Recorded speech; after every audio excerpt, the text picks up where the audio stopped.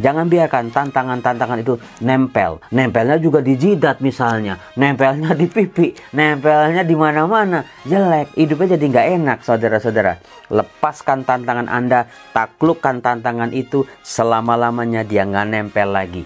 Masalah ke depan ada timbul tantangan baru lagi. Ya udah, hadapin lagi.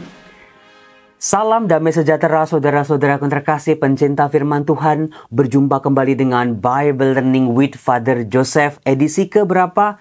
Ke-137 di tahun 2024 ini. Saudara-saudara terkasih, bagaimana kabar Anda hari ini?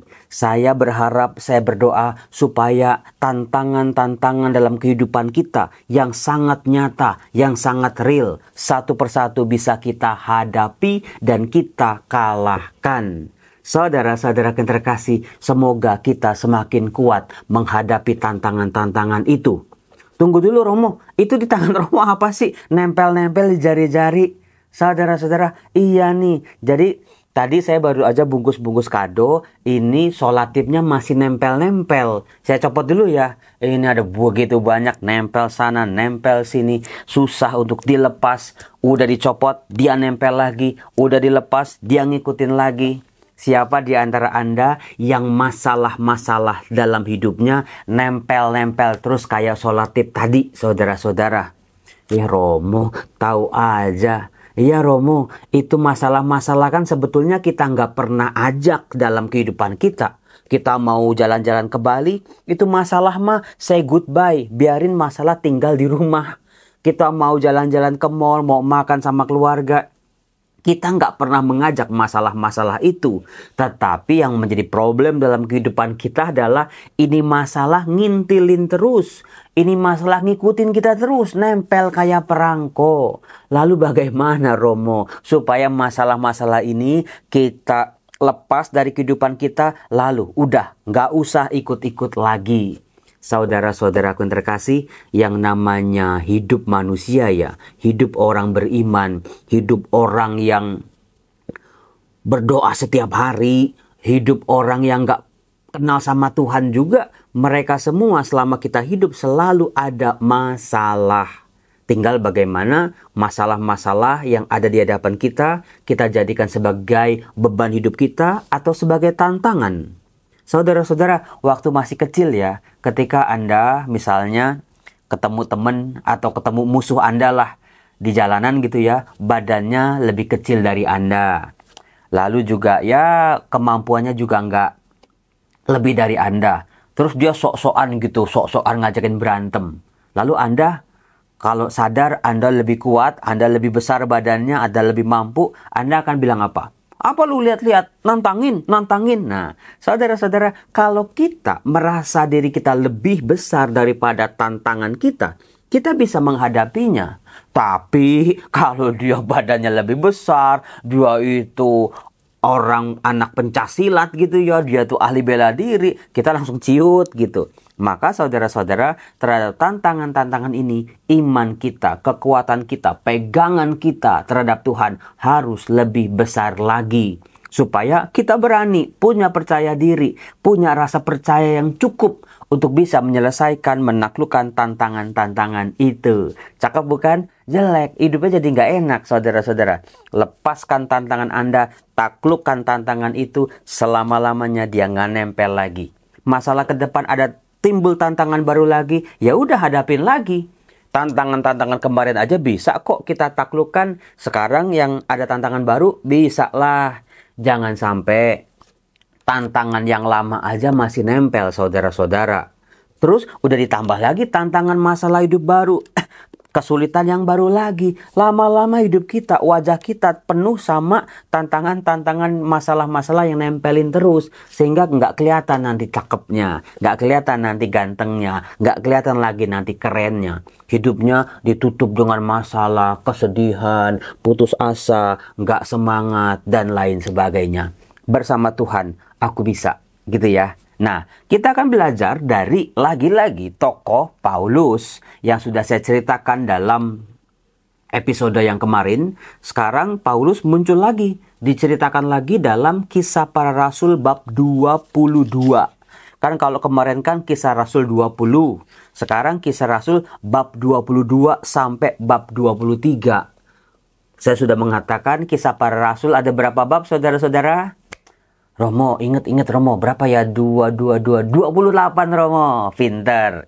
Nah, berarti kalau bab 22, bab 23 itu hampir di akhir-akhir. Bagaimana ternyata tantangan yang dihadapi Paulus masih ada, masih ngikutin terus ini orang-orang Yahudi. Kemanapun Paulus pergi, kemanapun Paulus mewartakan Injil Kerajaan Allah, Tuhan Yesus yang bangkit, ini masalah orang-orang Yahudi ini selalu mempersoalkan, selalu mengkritik, selalu mencari kesalahan, selalu memusuhi Paulus. Itu saja saudara-saudara, kalau kita lihat ya, Paulus sedang berkarya di Efesus, di Korintus, di Derbe, di mana-mana di luar Yerusalem. Itu aja banyak orang-orang Yahudi di diaspora. Jadi setelah pembuangan 587 itu orang Yahudi makin banyak tersebar-sebar di daerah-daerah sekitar, di daerah Asia Kecil namanya. Mereka ada di situ, hidup sebagai orang Yahudi, punya komunitas yang cukup kuat antar sesama orang Yahudi.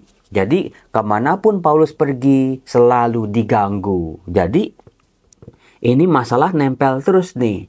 Apakah masalah yang nempel terus membuat Paulus menjadi ciut?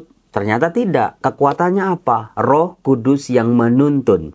Seperti kemarin sudah saya ceritakan, Roh Kudus menuntun Paulus untuk pergi ke Yerusalem.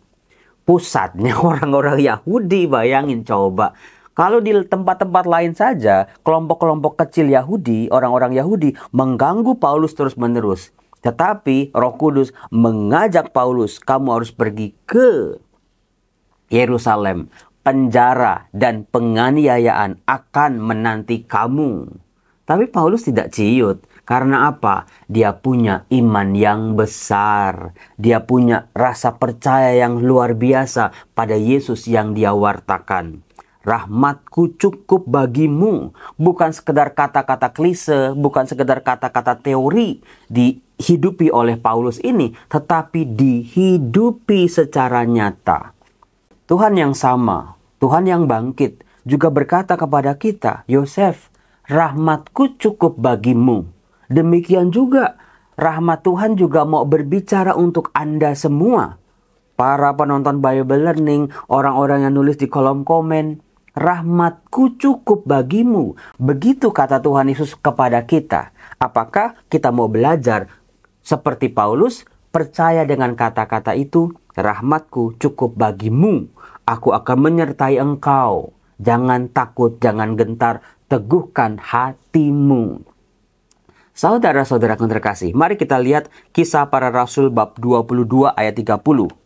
Setelah Paulus ditangkap di Yerusalem, belum apa-apa aja udah ditangkap saudara-saudara. Kepala pasukan ingin mengetahui dengan teliti apa yang dituduhkan orang-orang Yahudi kepada Paulus. Betul kan? Biang keroknya nih orang-orang Yahudi lagi nih. Karena itu ia menyuruh mengambil Paulus dari penjara dan memerintahkan supaya imam-imam kepala dan seluruh mahkamah agama berkumpul. Jadi mau dihadapin nih, face to face nih. Lalu ia membawa Paulus dari markas dan menghadapkannya kepada mereka. Nah ini. Nah, saudara-saudara, bimbingan Roh Kudus, bantuan rahmat-rahmat Tuhan itu bekerja dalam bentuk apa sih? Salah satu kekuatan Paulus adalah dia pinter. Dia pinter. Jadi kepintaran itu bisa dipakai sebetulnya sebagai penyertaan Tuhan buat kehidupan kita. Supaya kita tidak dibodoh-bodohin, supaya kita punya hikmat, kebijaksanaan, kepintaran untuk menghadapi tantangan-tantangan itu. Maka kita sebagai manusia jangan pernah berhenti belajar. Saya sudah belajar sampai S3, tapi sampai hari ini pun saya masih tetap terus belajar loh saudara-saudara. Soal kitab suci, jangan pernah berhenti belajar. Membuat kita makin pinter karena tantangan-tantangan juga makin gede, makin gede. Makin sulit untuk dihadapi dengan kemampuan-kemampuan yang biasa-biasa saja. Dikatakan, ini kepintarannya Paulus. Paulus tahu bahwa sebagian dari mereka itu termasuk golongan orang Saduki dan sebagian termasuk golongan Farisi. Jadi kan dikumpulin itu tadi imam-imam kepala dan juga seluruh mahkamah agama. Paulus melihat butuh analisa yang tepat Jadi orang pintar itu adalah orang yang gak buru-buru mengambil keputusan, tapi mampu menganalisa dulu siapa saja lawan yang dia hadapi. Itu Paulus kerennya. Waduh, yang sono orang Saduki tuh, yang situ orang Farisi. Dan Paulus tahu dua kelompok ini sama-sama orang Yahudi. Sebetulnya mereka itu begitu banyak ketidakpahaman di antara mereka. Ketika menghadapi musuh yang sama, mereka jadi bersatu. Sama sih seperti waktu Tuhan Yesus. Musuhnya sama, maka musuh-musuh Yesus ini bersatu. Sebetulnya mereka juga nggak akur-akur banget. Oleh karena itu ia berseru dalam mahkamah agama itu. Katanya, "Hai saudara-saudaraku, aku adalah orang Farisi, keturunan orang Farisi. Aku dihadapkan ke mahkamah agama ini karena aku mengharapkan kebangkitan orang mati." Jadi ini pinternya Paulus sih. Dia lihat ini. Dia lihat bagaimana orang Farisi dan orang Saduki saling tidak sepaham soal kebangkitan. Orang Saduki itu paling anti, nggak suka, nggak percaya terhadap kebangkitan orang mati, terhadap arwah, terhadap malaikat-malaikat. Itu nggak suka tuh mereka. Mereka anti. Sementara orang-orang Farisi sangat amat suka, mengharapkan bahkan dengan mengikuti semua aturan-aturan keagamaan, detil-detilnya. Mereka mengharapkan di akhir hidup mereka setelah kematian, mereka bisa dibangkitkan. Mereka percaya dengan dunia-dunia roh, dengan malaikat-malaikat. Nah, maka pinternya Paulus adalah dia bilang, "Aku orang Farisi. Aku keturunan orang Farisi. Tapi aku ditangkap ke mahkamah agama, diadili gara-gara aku berbicara soal aku mengharapkan kebangkitan orang mati." Bisa mudah ditebak saudara-saudara. Pecahlah itu kongsi-kongsi antara orang Farisi dan juga orang-orang Saduki. Dikatakan ketika Paulus berkata demikian, timbullah perpecahan antara orang-orang Farisi dan orang-orang Saduki. Ya ini pinternya Paulus. Dan terbagi-bagilah orang banyak itu. Itu saudara-saudara, cara menghadapi tantangan-tantangan juga pakai kepintaran kita. Jangan bodoh-bodoh banget ya, karena kita mungkin nggak memaksimalkan kemampuan akal budi kita. Sebab orang-orang Saduki mengatakan bahwa tidak ada kebangkitan, tidak ada malaikat atau roh. Tetapi orang-orang Farisi mengakui kedua-duanya. Maka terjadilah keributan besar. Bersama ahli Taurat dari golongan Farisi tampil ke depan umum dan membantah dengan keras, katanya, "Kami sama sekali tidak menemukan sesuatu yang salah pada orang ini. Barangkali ada roh atau malaikat yang telah berbicara kepadanya." Lihat saudara-saudara, keren banget di sini. Luar biasa. TOP BGT. Maka terjadilah perpecahan besar sehingga kepala pasukan takut kalau mereka akan mengoyak-ngoyak Paulus. Karena itu ia memerintahkan pasukan supaya turun ke bawah dan mengambil Paulus dari tengah-tengah mereka lalu membawanya ke markas. Jadi Paulus dilindungin biar mereka sendiri yang ribut, pecah, berantem, gak akur. Karena kebenaran sejati saudara-saudara akan membongkar semua topeng-topeng. Semua hal-hal yang dia pura-pura demi ambisi-ambisi, demi nafsu-nafsu. Hancur semua oleh kebenaran. Nah, bagusnya luar biasa saudara-saudara. Paulus meskipun mengalami sebuah keberhasilan, dia mengalahkan tantangan demi tantangan itu. Dia ngapain coba? Coba saya tanya kepada Anda baca itu teksnya dari Kisah Para Rasul bab 23 ayat 6-11. Dikatakan, pada malam berikutnya, Tuhan Yesus datang berdiri di sisi Paulus dan berkata kepadanya, "Kuatkan hatimu, sebab sebagaimana engkau dengan berani telah bersaksi tentang aku di Yerusalem, demikian jugalah hendaknya engkau pergi bersaksi di Roma." Me time dengan Tuhan, saat teduh, doa pribadi, menjaga relasi hati, relasi cinta dan kasih kepada Tuhan. Itulah yang dilakukan oleh Paulus. Dia berjumpa, dia berbicara dengan Tuhan dari hati ke hati. Dia menerima penghargaan dari Tuhan Yesus ya. Dikatakan kan, kuatkanlah hatimu sebab sebagaimana engkau dengan berani telah bersaksi tentang aku di Yerusalem. TOPBGT itu sebuah penghargaan dari Tuhan. Lalu perutusan baru. Hendaklah kamu juga akan bersaksi tentang aku di Roma, menghadapi tantangan baru lagi yang bisa jadi lebih berat lagi. Saudara-saudara, itulah hidup.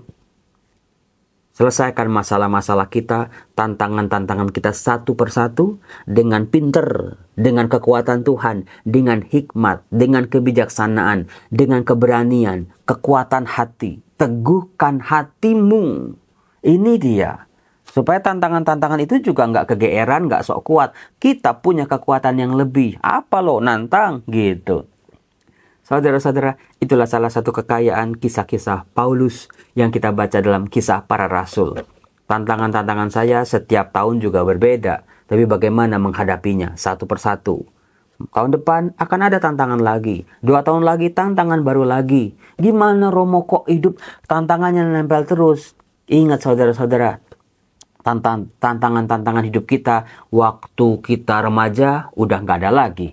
Waktu kita awal-awal kerja udah nggak ada lagi. Jadi lihatlah bagaimana Tuhan membantu kita menyelesaikan tantangan-tantangan kita di masa lalu. Saat ini dengan tantangan-tantangan baru aku akan hadapi pasti dengan kekuatan Tuhan yang sama. Salam damai sejahtera saudara-saudara. Saya harus ngantor dulu ke kampus. Tuhan memberkati kesibukan Anda, aktivitas Anda hari ini. Dalam nama Bapa dan Putra dan Roh Kudus. Amin. Rahmatku cukup bagimu. Teguhkanlah hatimu. Amin. Bye-bye. Tuhan berkati.